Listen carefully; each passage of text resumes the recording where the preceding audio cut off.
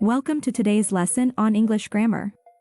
In this lesson, we will be discussing verbals, verb voice, and verb mood. By the end of this lesson, you will be able to identify and use verbals, verb voice, and verb mood correctly in sentences.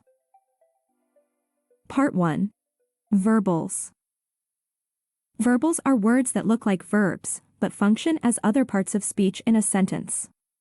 There are three types of verbals: gerunds, participles, and infinitives. Gerunds are verbals that function as nouns. They are formed by adding ing to the base form of a verb. For example, in the sentence, "Running is my favorite exercise," running is a gerund.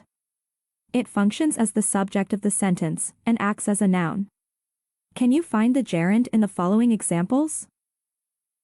Swimming is my favorite hobby. Eating pizza is a guilty pleasure of mine.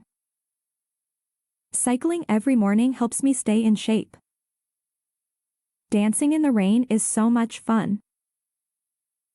Participles are verbals that function as adjectives.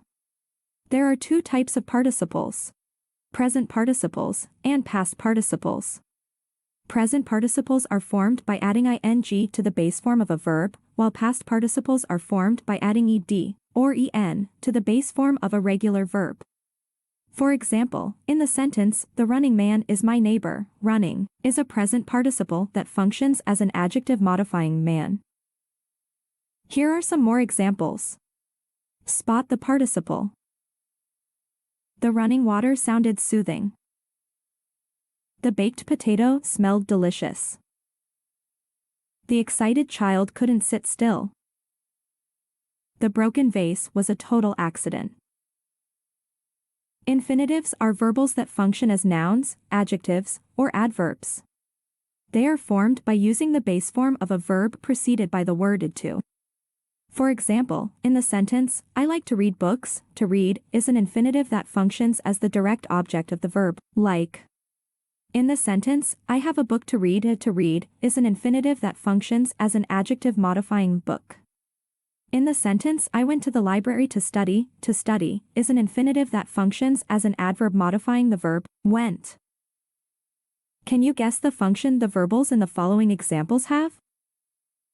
To learn a new language is challenging. She gave him a book to read. He bought a new phone to replace his old one. They decided to take a trip to the beach. Part 2. Verb voice. The voice of a verb tells us whether the subject of a sentence is performing the action, active voice, or receiving the action, passive voice. In active voice, the subject of the sentence performs the action of the verb. For example, the dog chased the cat. She cooked dinner for her family. He fixed the broken window. They wrote a song for their band. In passive voice, the subject of the sentence receives the action of the verb. For example, the cat was chased by the dog. Dinner was cooked by her for her family. The broken window was fixed by him. A song was written for their band by them. Part 3. Verb mood. The mood of a verb expresses the writer's attitude toward the action or state of being expressed by the verb. There are 5 moods: indicative, imperative, interrogative, conditional, and subjunctive. The indicative mood is used to state facts or ask questions. For example, he walks to school every day. Does she like pizza? The imperative mood is used to give commands or make requests. For example, open the window please. Don't touch that. Be quiet. The interrogative mood is used to ask questions. For example, did you finish your homework? What time is it? Where are you going? The conditional mood is used to express a hypothetical situation. For example, if I had $1 million, I would buy a house.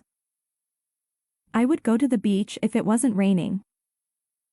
If you study hard, you will pass the test. The subjunctive mood is used to express doubt, uncertainty, or talk about things that aren't true. For example, I wish I were a bird and could fly freely in the sky. I wish I were a superhero.